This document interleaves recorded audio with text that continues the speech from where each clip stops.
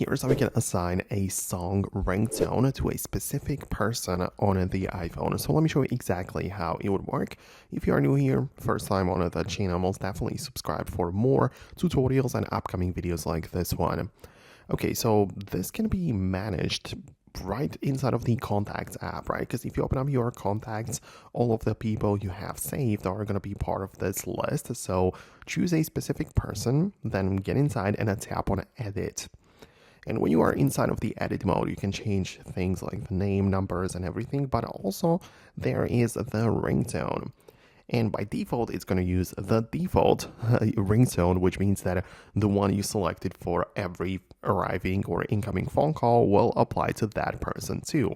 But you can most definitely change it when you tap on it and essentially pick something else from the list of, your songs or any of the other things which you have on your phone to be part of your ringtones, and you can choose it for that particular person.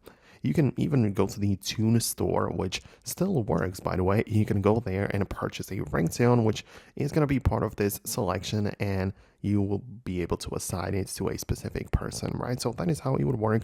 Of course, if you have any MP3 files stored on your iPhone, most likely inside of the Files app, you can hold down on it and click on Share and essentially assign it as a ringtone. So you can now, in iOS 26, use any MP3 file as a ringtone. So you can add it to the selection and then choose it to be part of or assigned to any specific person you decided to. So that is all I wanted to explain and show you. Let me know if it worked out well for you. Hit the thumbs up and subscribe for more, and I hope to see you later in the future videos too.